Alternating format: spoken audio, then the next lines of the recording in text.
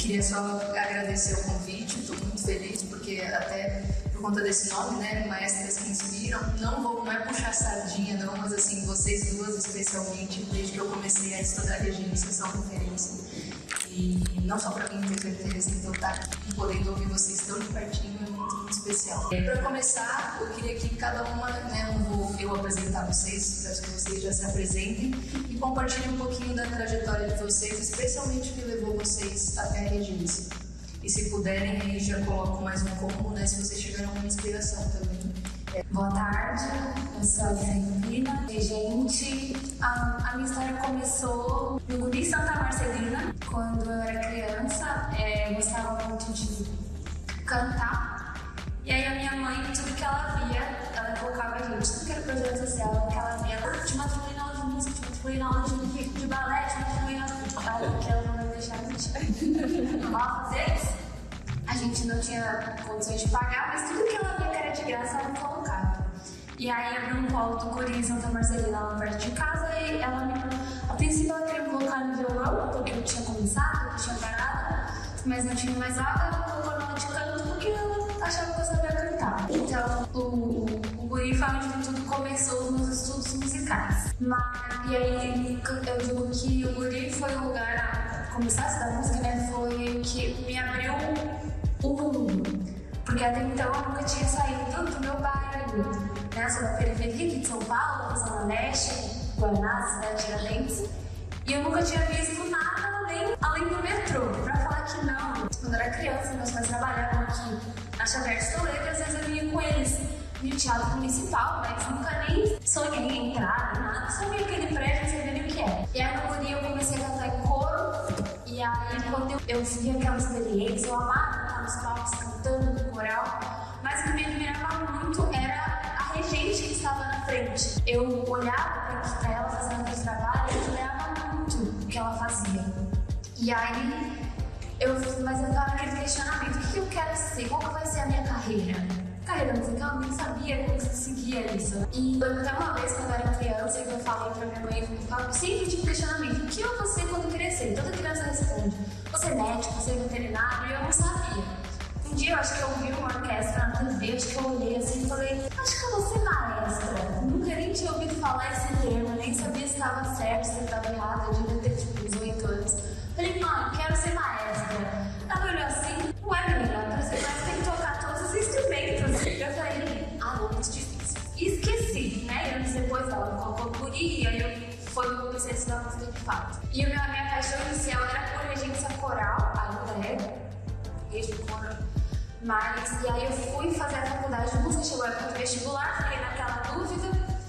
Entrei na faculdade de regência, me formei na faculdade de Santa Marcelina. E lá, sempre com a pretensão de fazer regência coral, trabalhar com voz. E na faculdade, acabei sendo introduzida muito mais na orquestra, né, na regência orquestral. Lá a gente tive acho que 1 ano de regência coral e os últimos 2 anos de regência orquestral, que foi onde eu mais tive prática, né? A gente tem pouca prática na faculdade, mas ainda tive a oportunidade de reger a camerata, que a gente se esforçou para conseguir lá dentro da faculdade, né?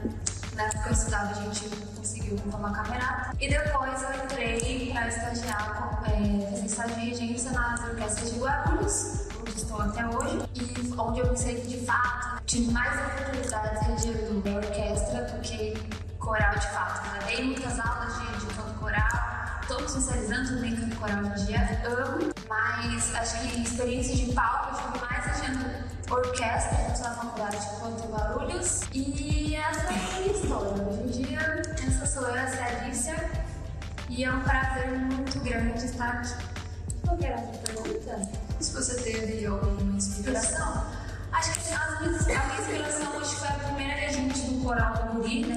Do Guri Santa Marcelina, dos grupos que ele tem até hoje, que é a Juliana Fusone. Acho que foi ela que eu vi, assim, eu achava linda. Eu achava ela bonita, eu achava bonita como ela regia. Acho que ela foi a minha primeira inspiração, assim, na regência. E outros professores que passaram pela minha caminhada. Uma professora muito querida da faculdade, a Débora Rossi, também, muito, assim, me incentivou muito. Ou quando ela pode, ela me chama, e assim, uma grande inspiração para mim também. Perfeito, muito obrigada, Natália. Primeiramente, boa tarde a todas, todos aqui presentes. Estou super feliz com esse evento, rever tantas pessoas queridas que também são inspiração para mim. Contar um pouquinho da minha trajetória, né? Eu vim de Osasco, vim de São Paulo, pouca gente sabe disso, mas minha vida toda musical, o início dela foi construída ali no Conservatório Arte Musical de Osasco. Hoje em dia ele não existe mais, mas de lá saíram muitos músicos, maestros, enfim. E lá foi quando eu tive, acho que o meu primeiro contato com o mundo da regência, né? Porque eu tive a sorte de ter uma mulher, a Maria Isabel, uma professora de piano, que ela pegava a gente a fazer relatório de concerto. Então, todo mês eu tinha que assistir concerto. E isso virou uma coisa de família, porque meu pai, pra quem conhece meu pai, ele é maluquinho. E quando ele viu, vamos fazer então, vamos assistir. Ele pegava o guia do lado da folha, hoje nós vamos em tal lugar. Então virava um evento familiar e ele, muito maluco mesmo, ele via aquelas coisas assim, tipo, proibida a entrada. Ele falou, vamos conversar com os regentes, com os artistas. Então a gente invadiu muitos camarins juntos. E um deles, inclusive foi aqui no Teatro Municipal de São Paulo, estava a maestra Lígia Madil regendo. E aí quando eu a vi regendo, eu falei, uau, mulher pode? Quero, por que não? E aí com 16 anos eu decidi que eu queria ser regente de orquestra. E depois de ópera especificamente, porque eu também fazia teatro, enfim, estava bastante envolvida. E para mim a ópera é o ápice de tudo, né? Do encontro de todas as artes. E megalomaníaca que sou, adoro ópera. Então, eu falei, quero reger ópera, vou começar com Wagner. Essa é a Natália, pra vocês entenderem um pouquinho desse início, assim, né? E queria reger, não passei em vários vestibulares, eu já falo com muito orgulho, porque eu acho que a gente precisa entender os nossos processos, entender que os caminhos não são o que a gente imagina que vai ser, né? Que não existe só um único caminho. E todos os nãos realmente me formaram. E aí veio o encontro melhor assim, possível, que foi o encontro com o Abel Rocha. Então eu estava na faculdade que eu não queria fazer, com um professor que eu não conhecia e que foi a melhor coisa que aconteceu na minha vida, né? Porque foi alguém que desde o início falou, você quer? Corre atrás, faz isso. Então ele me incentivou muito. E, então assim, minha carreira eu devo a ele, assim, pelas puxadas de orelha, por falar, vai atrás, tá chorando, continua, vai chorando mesmo. E, assim, super gratidão. E São Paulo, assim, foi a cidade que me proporcionou, assim, ter acesso, né? Eu acho que o legal de estar aqui são as orquestras, os coros, aí veio a Naomi Munakata também, que foi minha professora. Eu fiz estágio na Escola Municipal de Música, em 2009, e então Mara Campos na época estava, então assim, tive muitas mulheres de referência, a Ana Yara Campos, e todas elas assim, incentivando, cada uma com sua contribuição, até que eu percebi que essa era uma carreira muito complicada e que se eu não criasse o meu espaço, a gente conversa sobre isso, não teria oportunidade de exercer essa profissão. E aí, outra pessoa que eu agradeço muito é o Luciano Camargo, que mostrou as possibilidades além do caminho mais convencional, né? É você fazer conservatório, faculdade, mestrado, cultural, ou seja, um caminho um pouco mais reto, linear, e não, existem outras possibilidades, né? Então, faça diferente. E aí foi ali que a minha mente explodiu e eu falei, não, realmente existem outras possibilidades. Então, essas foram as pessoas, assim, acho que importantes para minha formação e toda essa região, assim, Osasco, São Paulo, e todos os festivais, né? Porque a gente só ganha experiência em festival. Então, acho que é isso. Assim, resumindo, a Natália é uma mistura de todas essas experiências. Ótimo. Catarina, por favor. Bom, boa tarde. É um prazer estar aqui e conseguir vir também, porque inicialmente eu não ia conseguir vir, mas eu sou de Goiânia. Atualmente estou ficando mais aqui em São Paulo, mas sou de Goiânia.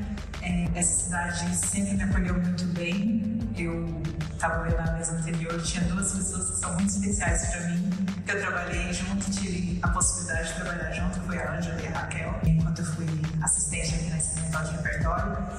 E, enfim, a minha trajetória, ela também veio desse encantamento pela regência, que eu acho que é como a maioria das mulheres, né, tem, que elas veem que, é possível fazer isso, então eu posso também. Eu comecei com violão, estudando violão, e depois fui pro piano, já estava muito envolvida com canto coral também, na escola que eu fazia aula. E aí um belo dia, no ensaio, o maestro foi fazer ali o aquecimento vocal, e eram crianças que não paravam de falar. Quando ele mexeu o braço ali, todo mundo parou e fez o aquecimento 3 vozes. Aquilo pra mim foi mágico. Eu falei, eu quero fazer isso aí. E hoje eu tenho a clareza de que ele também só me inspirou a ir pra regência porque ele não era o estereótipo de maestro que eu gosto, né? E que tá presente na maioria dos grupos, né?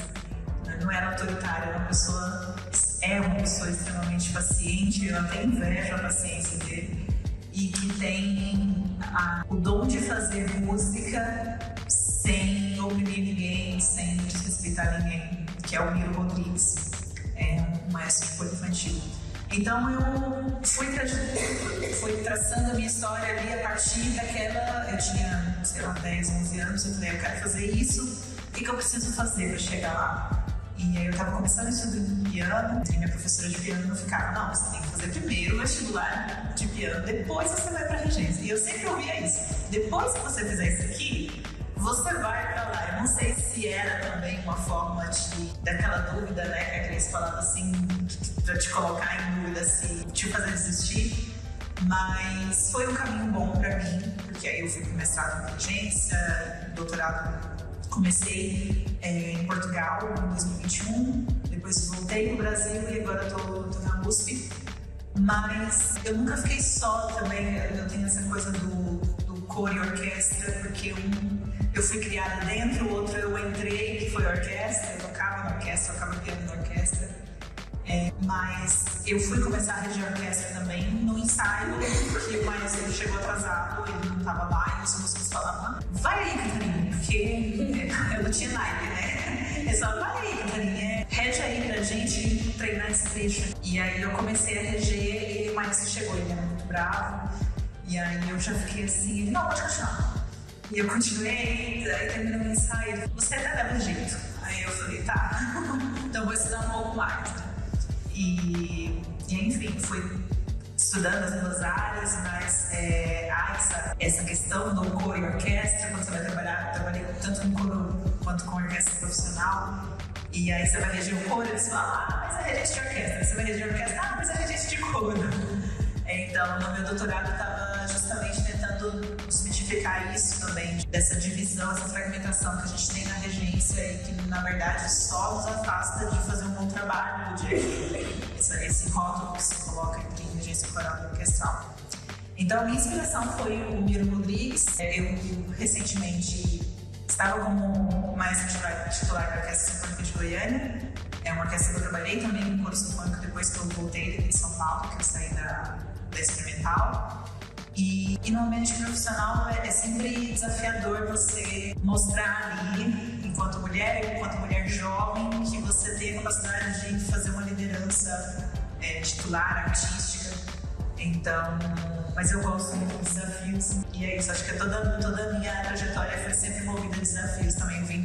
Imagina, vim da capital da música sertaneja. Então, quando eu tocava o violão, eu só falava, vai, coloca ela pra cá. Graças a Deus, meu pai, não, quem gosta tudo bem, mas graças a Deus meu pai falava assim, não, você tem que ouvir mais coisas, você não pode se limitar a isso, né?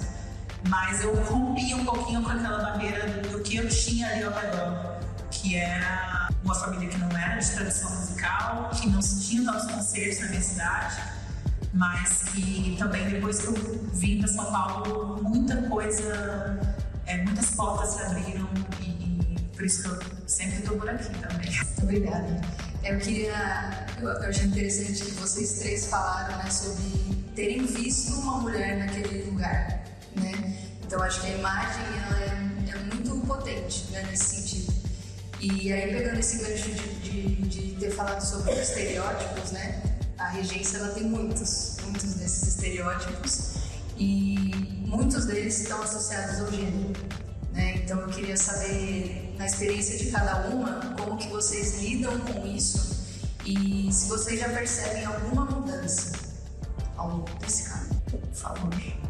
Olha, eu, olhando assim pra minha trajetória, eu digo que eu tenho muita sorte. Eu tive muita sorte, acho que nem todas tiveram tanta sorte assim. Nos lugares que eu fui, eu sempre fui muito bem recebida, muito bem acolhida. Desde a primeira vez que eu fui pra frente de um grupo instrumental, coral também, mas o estigma às vezes está muito maior na mulher que regia a orquestra, né, do que coro. Também tem neles. Eu tive a sorte, né, de sempre ser muito respeitada, né, de sempre as pessoas estavam muito, desde que eu era iniciante lá, abertas a respeitar a minha condição. Também tive a sorte do meu professor da faculdade, o Emiliano Natar, ele sempre me incentivou muito. Eu tive a sorte também de, na minha turma da faculdade, tinha mais mulheres na turma do que homens, né? Tanto na regência quanto na composição, que andava juntas as turmas, né? No final das contas, eu tenho que seguir na área da música, seguir regendo. Eu tive muita sorte, mas ainda assim existem alguns estigmas, alguns preconceitos que às vezes a gente encontra, né? Eu acho que às vezes as pessoas olham para determinadas pessoas e falam: acho que eu não tenho essa capacidade. Eu tenho uma personalidade mais introvertida, sou mais introvertida, todas as pessoas olham para mim, não vai achar que eu sou regente, né? Fica meio assim. Uma vez eu ouvi, eu ainda aluna da Faculdade de Santa Marcelina, eu ajudava a professora no coral da comunidade da faculdade, e aí o coral ia cantar um concerto que a camerata também ia apresentar e minha regia camerata. E aí tinha uma das coralistas que fazia parte da instituição, né, da faculdade, que no final do concerto ela veio falar: nossa, parabéns, eu achei que você não ia dar conta. Isso é um elogio? Bom que eu te surpreendi então, né? Eu acho que ela tinha muito pelo meu jeito, mais a minha, né? Mas na orquestra, nas orquestras, todas as vezes que eu fui muito bem recebida. Às vezes acontece algumas coisas, por exemplo, eu sou regente também da orquestra da minha igreja. Além de reger o coral das crianças, eu rejo a orquestra da igreja. Lá eu também sou muito respeitada. As pessoas sempre me respeitam muito, né? Respeitam a minha fala. A gente chegou um novo mestre lá pra ajudar, porque eu tava sozinha. E ele também sempre me respeitou demais, sempre, nunca passou, sempre alguma coisa acontece. Às vezes as pessoas vão falar com ele, em vez de falar comigo. Aí ele fala: não, mas eu vou falar com a Marlissa. Vou falar com a Marlissa porque, né, ela tava aqui primeiro, ela que... Ele sempre me... Mas alguém tem que me dar essa oportunidade. Não, é com ela, né? Às vezes acontece. Aí às vezes a gente chama os convidados, aí chega e me olha assim... Quem já é de lá me respeita muito, mas chega um novo, não dá bola pra mim. Aí eu tenho que me firmar. Não, eu sou regente, eu tenho que falar, aí eu tenho que mostrar a minha capacidade. Porque talvez se eu fosse um homem, não ia duvidar que eu tenho a capacidade de estar ali à frente desse grupo, né, de liderança, né, que na igreja a gente costuma, além de regente, eu sou a líder do grupo, então eu tenho que responder por outras coisas. E às vezes as pessoas, aí eu tenho que, quando eu me provo, aí beleza, nossa, olha como ela sabe o que ela tá fazendo, não sabe o que ela tá falando. Então às vezes tem um pouco disso, né, de eu ter que me provar, né, às vezes pela personalidade. Ouço muito também: você tem que ser mais brava. Eu não acho que eu tenho que ser mais brava com ninguém. Eu tenho que saber que eu sou uma autoridade de certa forma, eu tenho que impor, mostrar que eu sei fazer o meu serviço, eu estudei pra isso. Mas eu acho que eu tenho que ser brava, eu tenho que ser... Eu não gosto muito disso quando falam: você tem que ser brava. Eu acho que eu não tenho que ser. Eu tenho que saber impor, falar o que eu quero, a gente é assim, né? Mas às vezes existe um pouco disso, né? Das pessoas não validarem tanto, eu tenho que me provar. Muitas vezes eu tenho que me provar. Mas digo que eu tive muita sorte ainda assim, porque não são tantos os episódios e todas as vezes que eu regi bastante a orquestra em Guarulhos, e sempre me respeitaram muito, né? Sempre me senti muito bem recebida lá, não senti olhares tortos, né? Mas às vezes acontece, né? Um ou outro que solta esse tipo de coisa, ainda existe mesmo. E acaba que a gente tem que se provar, né? Olha, aqui eu sei fazer, tudo aqui eu sei fazer. Obrigada. Natália, por favor. Vou tentar falar, que a sinusite resolveu aparecer logo agora. Beleza. Olha, quando eu comecei, eu acho que eu tava tão empolgada e queria tanto fazer as coisas que eu não percebia o assédio moral que eu sofri. Então, sei lá, porque eu sempre fui muito positiva, sempre, sei lá, acreditar no melhor das pessoas. Então, várias vezes, hoje, olhando pro passado, eu acho que sim, foram situações ruins, principalmente de exposição em masterclass, que realmente, assim, onde sentiu o professor colocando, por exemplo, as meninas para competir, né? Vai ter uma vaga só no concerto final, os meninos estão garantidos, mas mulher é uma só. E aí eu lá com as minhas amigas, assim, tipo assim, cara, eu não quero competir com as minhas amigas, que é isso? Então, assim, ver como as pessoas ainda nos forçam e nos colocam umas contra as outras. Esse é um dos pontos. Segundo ponto, graças a Deus que quando eu comecei eu não entendia nada de inglês. Então eu não percebia que eu estava sendo maltratada. Eu via o gesto, eu imitava, fazia, e aí os meninos estavam falando, tá tudo bem? Eu, tá, porque não estaria? Então eu fui blindada pela minha ignorância no inglês. Então esse começo, assim, eu acho que eu só não desisti porque eu não entendia mesmo. E depois, eu acho que situações, assim, de você ir pra frente de uma orquestra, que você tem pessoas muito mais experientes, professores seus, e sempre rola aquela pressão, ou sempre vem alguém com um conselho mágico para te dar, mesmo você não pedindo, né? Mas sempre vem alguém realmente falando, não, você tem que se informar, você tem que ser mais bravo, você tem que falar mais não, sei lá, qualquer coisa, sabe? Pra vários. E eu assim, sério? Mas a gente tava lá tomando café e você tava reclamando do maestro que te maltrata e você quer que eu faça isso com você? Olha, isso aí tem um nome, eu tenho um cartão de... Então, hoje eu lido com humor. Eu lido com humor, né? Eu sou debochada. Eu não era assim, eu me tornei assim. E um pouco porque eu fui pra frente de orquestras com culturas muito diferentes das minhas. Eu fui para uma cultura de orquestra latino-americana que os homens são extremamente machistas.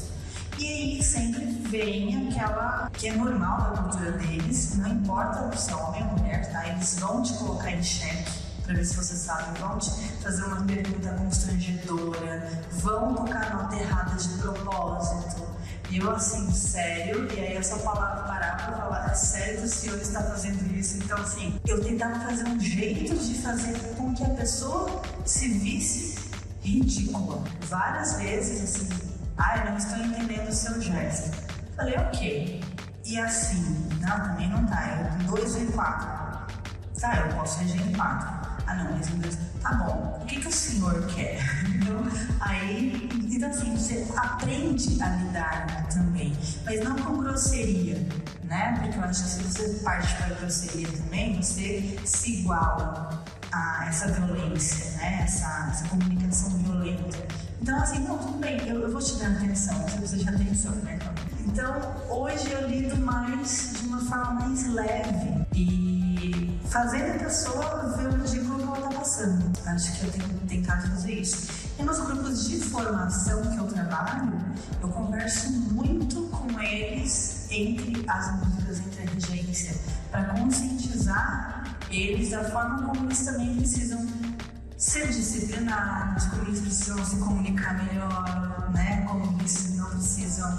Enfim, também tem um papel enquanto regente educadora. E eu falo, olha, eu sei que vocês vão querer fazer piada com as violas, mas isso não é legal, gente, sabe? Então, você também tem que ir aos poucos. E aí você acaba percebendo que o ambiente profissional também é uma série de quinta série B. Pessoas que continuam com os mesmos modos operantes de 40 anos atrás, que são completamente inseguros e que também estão ali numa posição de tipo assim, eu descobri que eu estou aqui, eu faço tudo errado.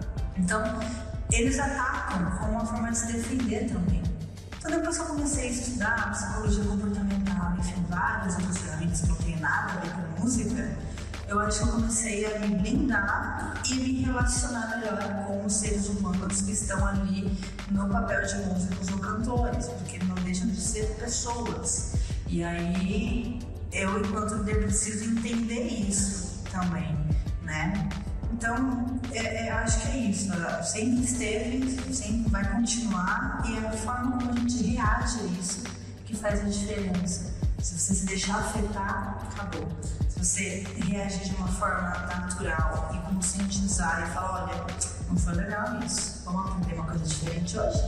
Então, eu tenho tentado, nem sempre dá certo, mas a gente continua tentando. Perfeito, Catarina. Bom, isso que a Natália falou, né, da orquestra, eu acho que assim, a gente sente muito mais quando a gente está na orquestra do que no coro, de fato. Até porque no coro tem mais mulheres. E é triste, né, falar que só porque tem mais mulheres a gente é um pouquinho mais respeitado. Mas esse ambiente que eu posso dizer até hostil, que ele tá em algumas orquestras, ele também foi causado por um homem inseguro que não conseguia se provar de outra maneira e teve que ser autoritário, e confundiu a autoridade com o autoritarismo. Só que às vezes esse mesmo homem inseguro tem formado várias pessoas e muitas de nós estudamos com homens inseguros. Então, e esses homens inseguros ensinavam que a gente criasse essa casca e que fosse rude, que já fosse com um texto pronto para brigar com aquele músico. Então, acho que o problema disso tudo é cultural, né? Do que é ser maestro na orquestra, do que é ser maestra na orquestra e de onde a gente está pegando esses moldes. Porque eu tenho certeza que se a gente tivesse mais mulheres professoras, maestras, isso já mudaria bastante. Ainda que elas tenham estudado com homens que ensinaram a criar essa casa. Então, sim, passei por diversas coisas. Eu acho que eu tenho um bônus de que a minha altura intimida. Então, não é todo homem que joga ali uma piadinha ou que eu tenho às vezes semblante mais fechado, que é herdado do meu pai. Mas essa coisa que de alguma forma intimida. E eu fui ensinada a intimidar muito mais. Só que aquilo ia contra o que eu queria ser. Mas eu sempre fui cobrada assim, não, você não pode, aqui você não pode deixar a orquestra vai subir em cima de você se você fizer isso. E aí, então, quando eu comecei o projeto Palcos de Regência na internet, que eu falava que autoridade não é autoritarismo, eu ouvia direto essa pessoa falando, mas aí também as músicas vão ficar, eles vão achar que estão em casa e não sei o quê. E eu ficava assim, não, mas eu quero ainda experimentar, eu quero ver que tem uma outra forma de trabalhar, eu quero ver que há uma outra forma de deixar esse ambiente um pouco mais saudável pra gente fazer música bem. E aí, é claro, falando dessa formação, a gente passa por muitas coisas, né, Natália? A gente fez muito curso juntos durante nossa formação e a gente ouviu muita coisa que a gente fingiu que não ouviu em português, em bom português, que a gente fingiu que não ouviu, mas a gente queria tanto estudar que a gente se sujeitava a ouvir, se sujeitava a estar, porque era a nossa vida, né? Então a gente não vou desistir aqui. Mas essas pessoas que às vezes elas também estão ali, que deveriam estar ali nos formando, elas até querem que a gente tenha um bom sucesso, né?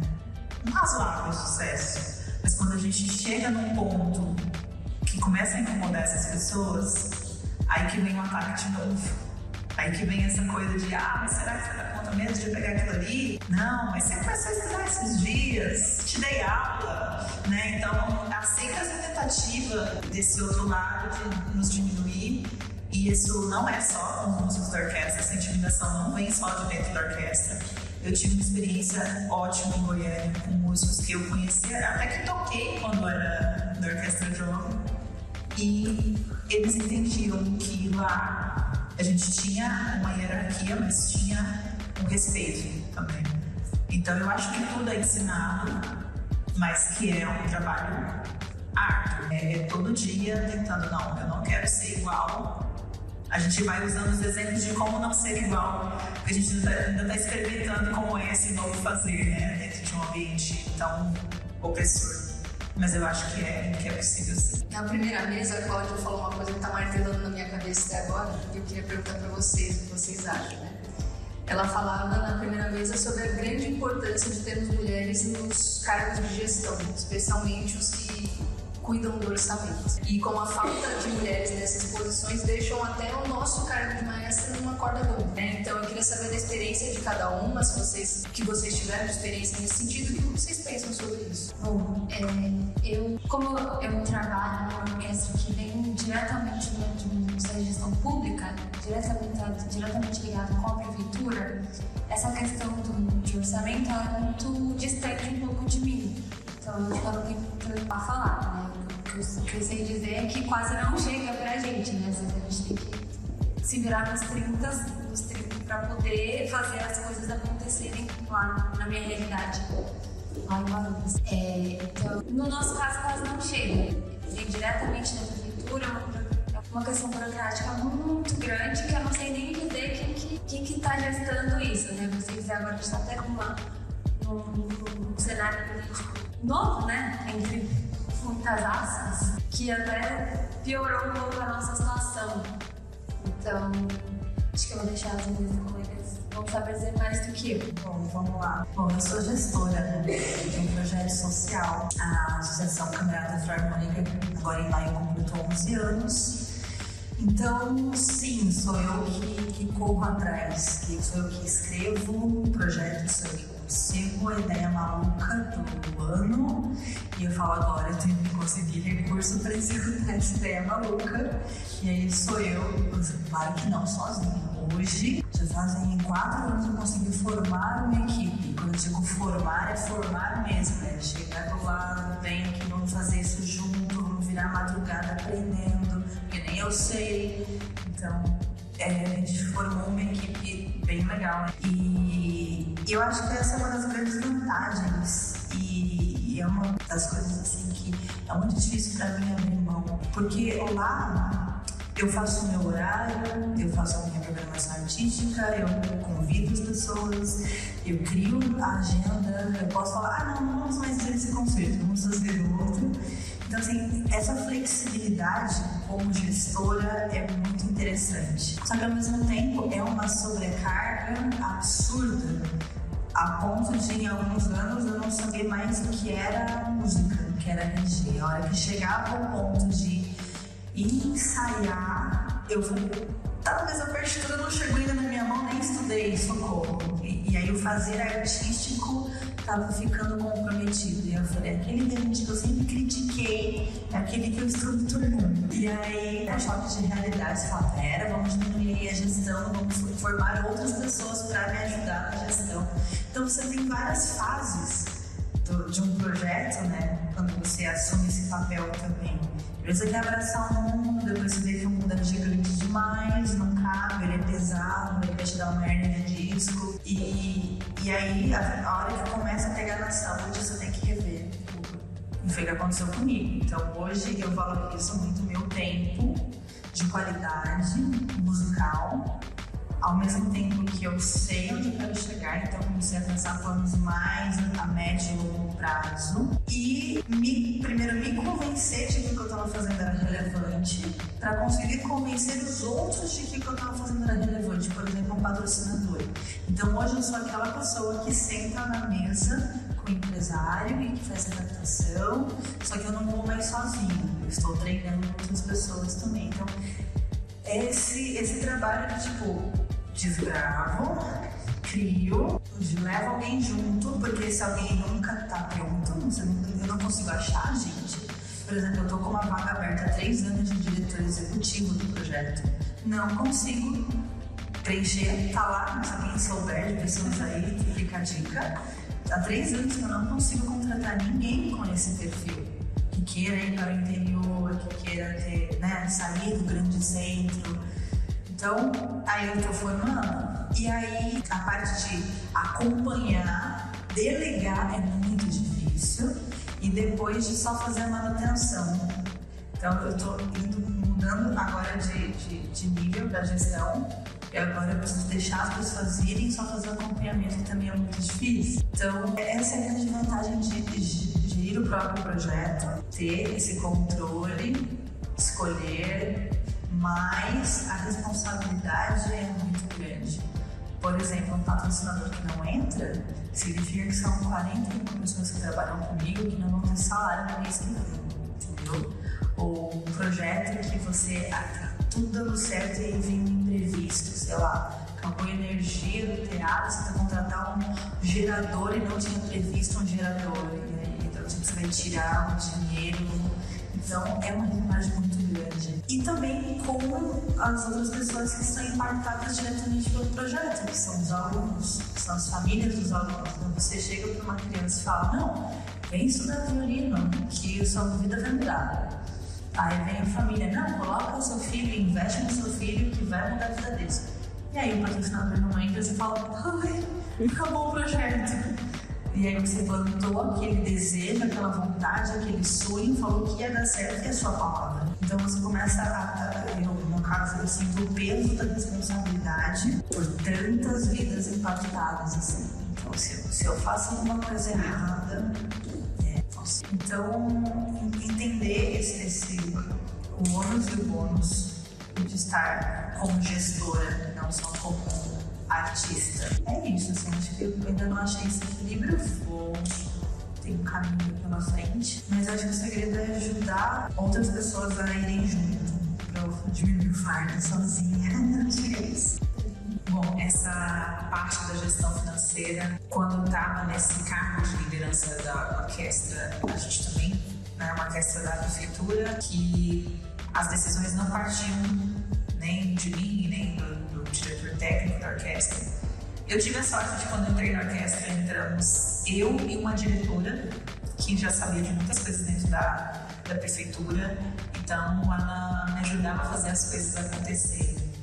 E quando mudou para um homem, confesso que foi muito difícil continuar, porque eu tinha que fazer o meu trabalho, fazer o trabalho dele, explicar como é que era. A outra, olha, vejam só, né? A outra mulher, ela nem era da música, mas ela estava tão disposta a fazer aquilo dar certo que ela foi aprendendo.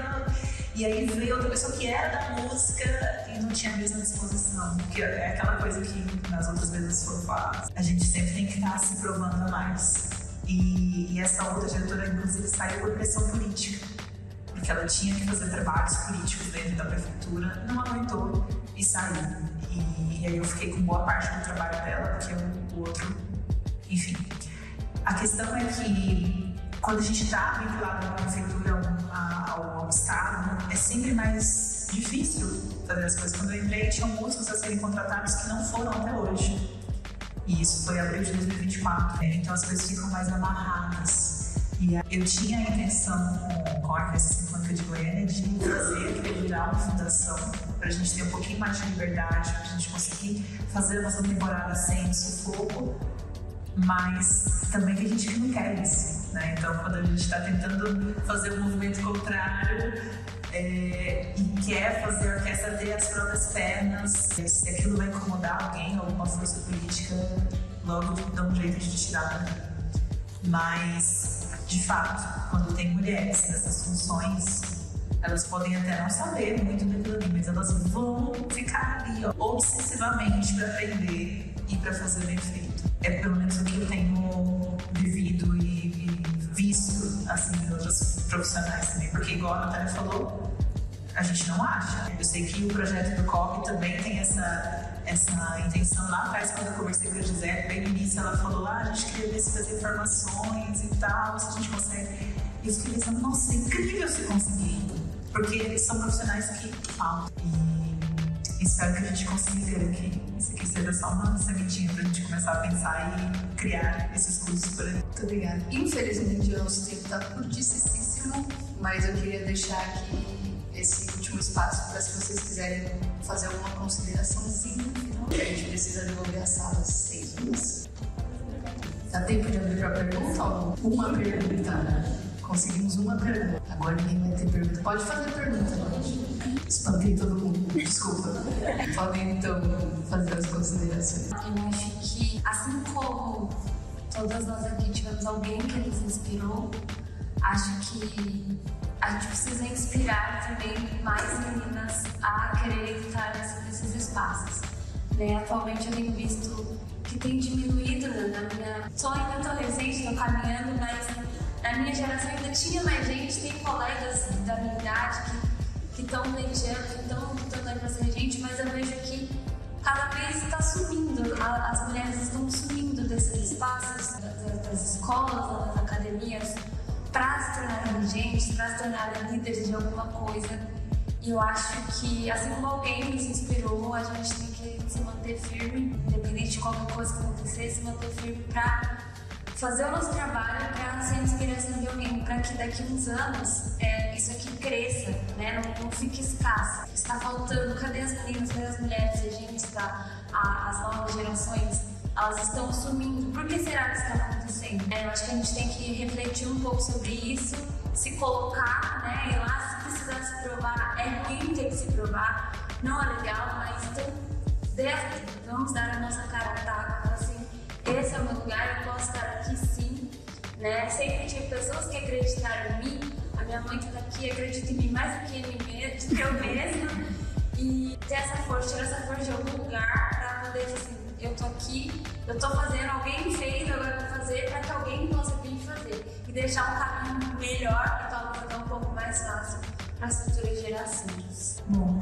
eu acho que eu queria deixar aqui um convite, na verdade, ao nosso papel enquanto educadoras, né? E assim, não só falar para mulheres, falar para homens, educar os homens, porque eu acho que são eles ainda que estão nesses lugares, são eles ainda que precisam mudar a mente. Eu acho que as pessoas elas só mudam, o processo de mudança é um processo longo, é um processo que exige experiência, vivência, e que a gente possa também proporcionar vivências para esses homens mudarem. E não só atacar, mas sim falar das nossas dores, sim, é importante, mas colocá-los também em posições que eles sintam que eles precisam mudar. E não só simplesmente excluir. Então eu tenho visto muito, por exemplo, lá no projeto, que a gente recebe crianças a partir dos 3 anos de idade.